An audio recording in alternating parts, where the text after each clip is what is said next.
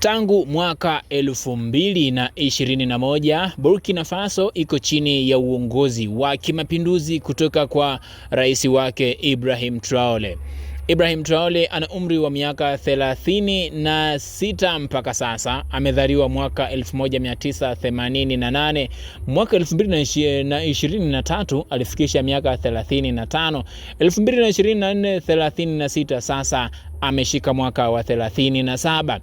Ibrahim Traore kwenye uongozi wake wa miaka 4 mpaka sasa amefanyiwa majaribio mbalimbali ya kuuawa kutokana na shutuma mbalimbali. Kwenye moja ya shutuma ambazo Ibrahim Traore amefanyiwa ni shutuma ambayo inaambatana na kutoendana na mikataba aliyosaini dhidi ya nchi za ughaibuni, yani nchi za kutoka barani Ulaya na nchi za kutoka barani Amerika. Mshauri wa rais nchini Marekani, Gerard Bernstein, anamshutumu kiongozi wa Burkina Faso Ibrahim Traore kuwa ni kiongozi ambaye hazingatii mikataba ambayo Burkina Faso imesaini na nchi ya Marekani. Mikataba moja inahusishwa kwamba Burkina Faso inatakiwa kutoa kiasi cha madini ili kupokea misaada mbalimbali kutoka nchini Marekani.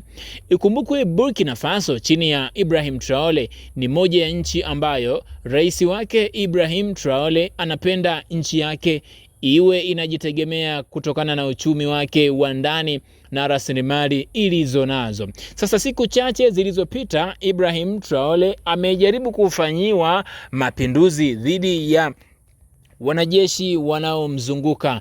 Moja ya mapinduzi ambayo Ibrahim Traore alijaribu kukabiliana nayo ni mapinduzi kutoka kwa wanajeshi wa zamani na wanajeshi wa sasa waliojaribu kufanya mapinduzi Aprili 2025. Ibrahim Traore baada ya mapinduzi kuferi amejaribiwa pia kuuawa pamoja na watu wake wa karibu. Moja ya watu ambao wamehusishwa katika kutaka kumuondoa uhai Ibrahim Traore ni yule ambaye alijaribu kumwarika Ibrahim Traore kupata chai, huku chai ikiwa imewekewa sumu. Ibrahim Traore bila kunywa ile chai aligundua vivyo hivyo aliyemwekea chai aliweka chini ya mikono ya jeshi ambalo linamlinda kiongozi huyo. Moja ya njia nyingine ambayo ilitumika katika kumuondoa Ibrahim Traore ni kumtumia bodyguard wake wa karibu sana, ambaye kwa namna moja anaweza akawa ni rafiki yake wa karibu sana. Bodyguard wake alipewa takriban bilioni 12 za Kitanzania ili aweze kuondoa uhai wa kiongozi Ibrahim Traore. Alichokifanya bodyguard ni kuichukua bilioni 12 za Kitanzania ambazo lipewa kutoka mataifa ya ughaibuni, akaziwasilisha kwa Rais Ibrahim Traore na ili zitumike katika matumizi mengine.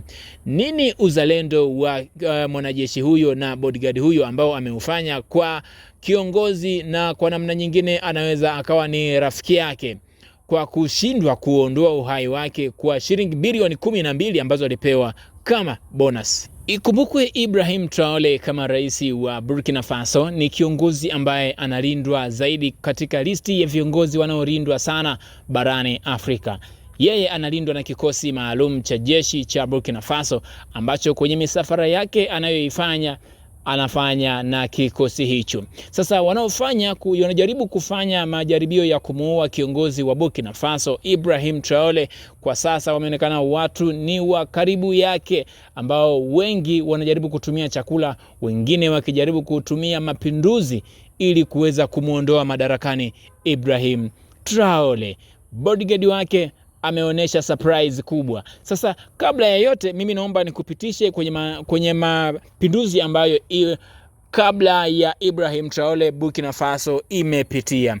Moja ya mapinduzi yaliyopitia Burkina Faso kabla ya kuitwa Burkina Faso, ikumbukwe, ilikuwa ikiitwa Upper Volta. Sasa Upper Volta imepitia mapinduzi mbalimbali.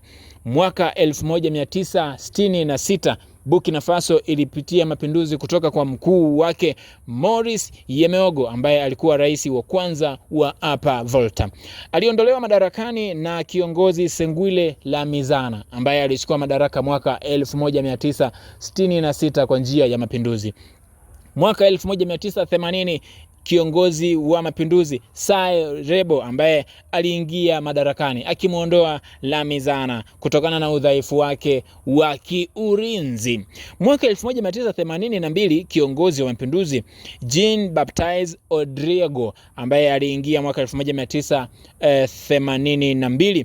Matokeo ya kumuondoa Sai Rebo ni kutokana na udhaifu wake wa kiulinzi pamoja na mikakati yake na sera zake ndio zilifanya jeshi la Burkina Faso kumuondoa madarakani. Aliyechukua nafasi yake alikuwa ni Baptiste Odriego. Mwaka 1983 ilipitia pia mapinduzi nchi ya Burkina Faso ambapo Thomas Sankara alichukua madaraka akiwa kama rais wa mapinduzi wa Burkina Faso. Mwaka 1987 kiongozi Blaise Compaoré alichukua madaraka kutoka kwa Baptiste Sankara. Kiongozi alifuata. 2022 kiongozi wa mapinduzi Paul Henri Sandaogo Damiba aliingia madarakani naye kwa njia ya mapinduzi. Mwaka 2022 tena kiongozi Ibrahim Traore aliingia madarakani kama kiongozi wa mapinduzi. Mpaka sasa ana umri wa miaka 36 akiwa kwenye uongozi kwa miaka 4. Ibrahim Traore amejaribiwa kupinduliwa zaidi ya mara 3. Hivyo ni moja kati ya viongozi ambao kwenye orodha ya viongozi waliopitia vipindi vya mpito vya mapinduzi amekaa kwa miaka mingi zaidi. Mwingine alipinduliwa mwaka 2022, akapinduliwa tena mwaka huo 2022. Sasa nini unakiona kwenye jicho lako la tatu kwa kiongozi wa Ibrahim Traore wa Burkina Faso ambaye anaendekeza zaidi ujamaa, anapenda nchi yake iwe inajitegemea kiuchumi, kijamii pamoja na kuachana na misaada ya nchi za magharibi.